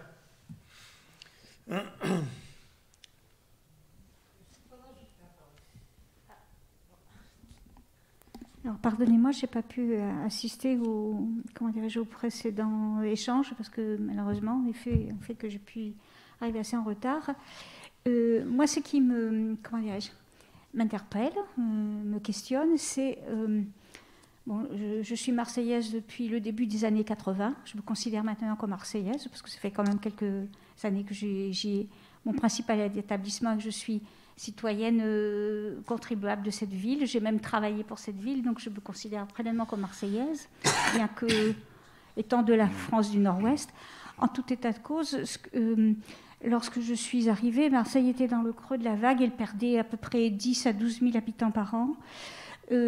C'était la fin du cycle industriel-portuaire, enfin, j'irais un moment très grave, j'irais, de désindustrialisation, ça y est, j'arrive, de chômage extrêmement tendu.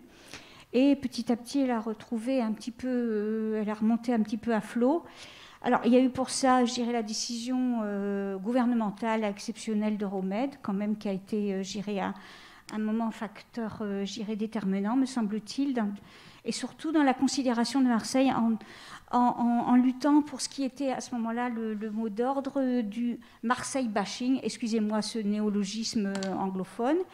Et maintenant, retour des choses. Alors, je ne sais pas si c'est le fait, effectivement, des travaux petit à petit de changement à la fois économique et sociologique de cette ville. mais une sorte d'engouement. Alors à l'inverse, alors peut-être depuis Marseille, capitale européenne de la culture, on en a vu les effets. Mais avant ça, il y a eu l'arrivée du TGV en 2004, qui a été un moment charnière aussi de changement par rapport à gérer la considération de Marseille par rapport à l'ensemble du pays, ou à l'inverse des Marseillais vis-à-vis du restant du pays, puisque Marseille se considérait, enfin les Marseillais, comme une espèce d'entité autonome, une espèce de offshore par rapport au reste.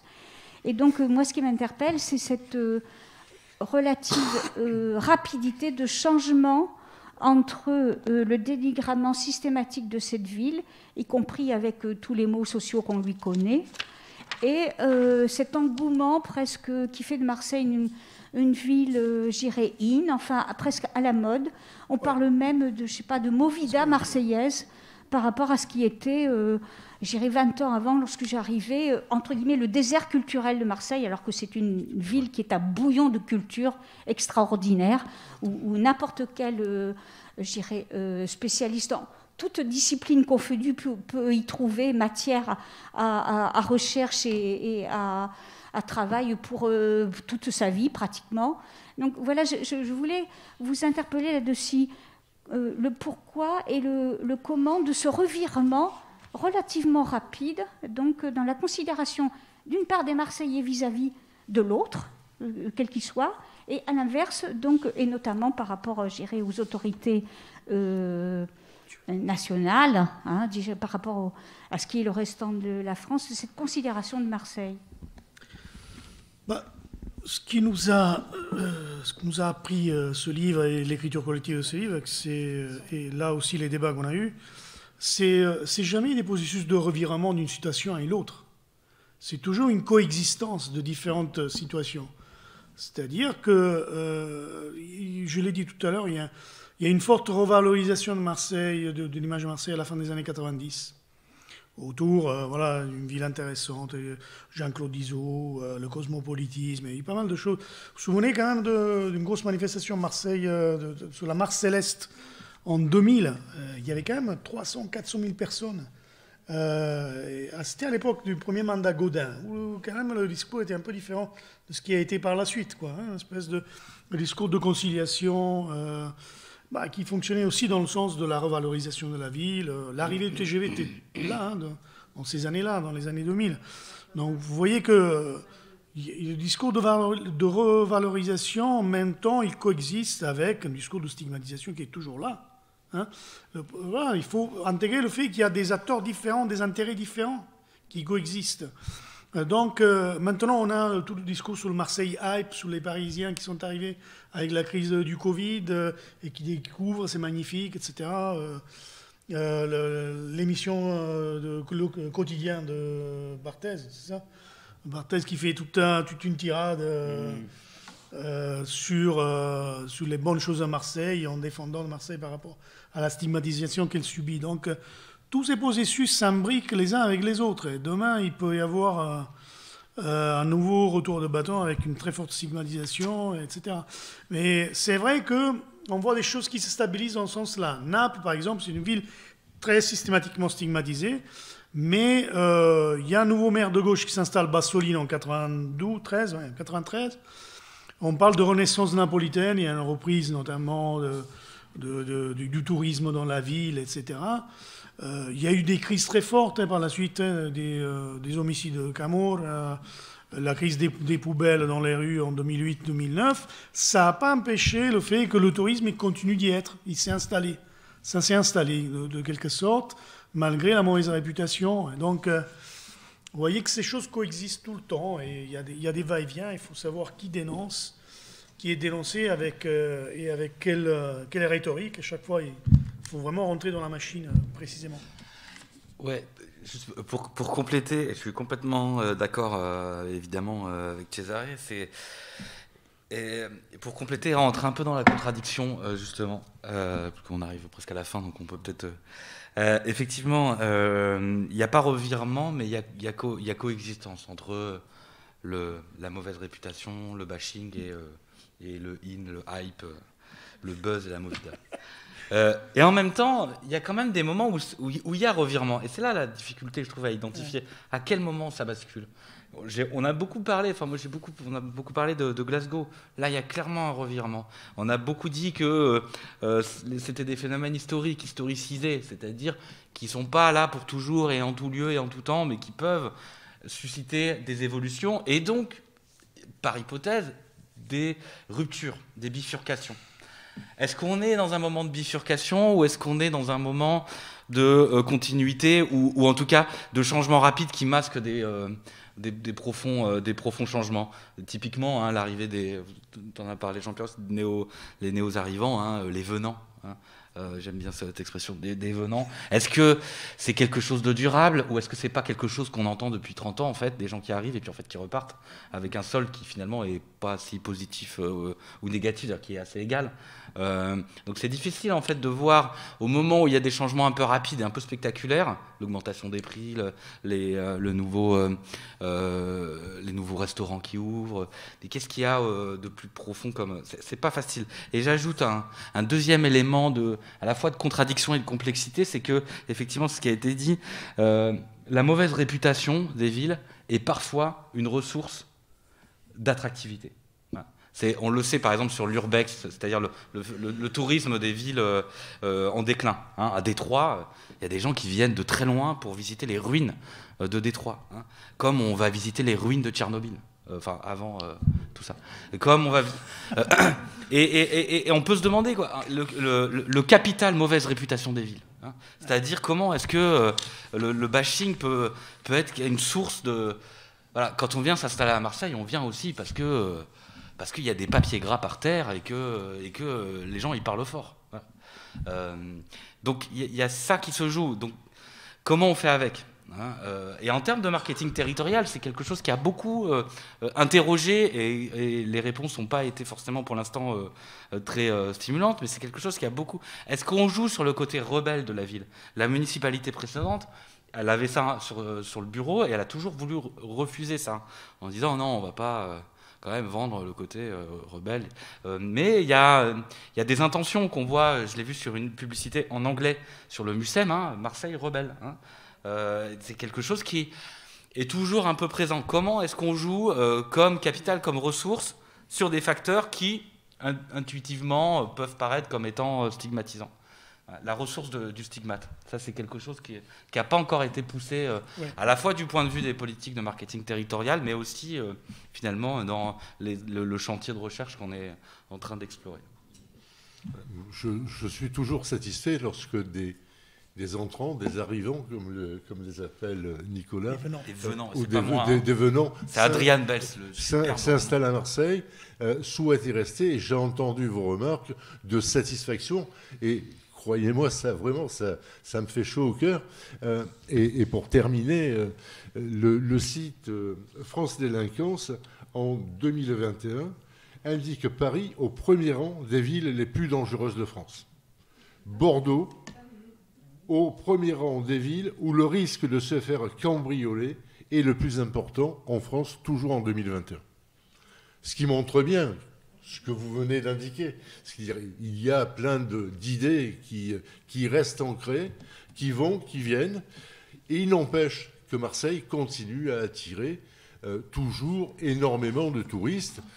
C'était juste avant le Covid, en 2021, 4,5 millions de touristes sont venus à Marseille. Alors ça ne veut pas dire que les organisateurs de ces voyages laisse le temps à ces touristes de visiter Marseille et de se l'approprier, parce que la plupart du temps, les croisiéristes sont chargés dans des bus pour être traînés au Beau de Provence ou dans un autre village. Mais il n'empêche que la plupart des touristes qui ont fait un voyage en passant par Marseille continuent à dire que c'est une belle ville dans laquelle ils ont envie de revenir. Et pourtant, ils n'ont rien vu. Même pas le jardin des Vestiges. Mais c'est quand même intéressant d'avoir ces retours. Mais c'est peut-être ça aussi. C'est peut-être ça aussi. Une dernière intervention, si vous le souhaitez. Et puis Marseille n'est pas une ville comme une autre, c'est peut-être ce qui fait son charme. Non ? Oui, mais les Marseillais ne sont pas comme les autres non plus. C'est les deux. C'est une ville comme d'autres et c'est une ville particulière à elle-même. C'est les deux. Les deux choses existent ensemble. Moi, je dirais que c'est une ville pas comme les autres, comme toutes les autres villes. Le reportage qui est passé mercredi sur la droite sur Marseille est vraiment remarquable. Je l'ai raté. Mais il est en ligne, tu pourras le revoir. Oui. Effectivement, ce documentaire est un très très joli documentaire long, plus d'1 heure, mais très beau documentaire. Il me reste Césarée et Nicolas à vous remercier très très fort. Merci à toi. Merci à vous. Merci à vous tous aussi d'avoir participé à cette conférence. Merci beaucoup. Et je souhaite que, comme moi, vous soyez régalés.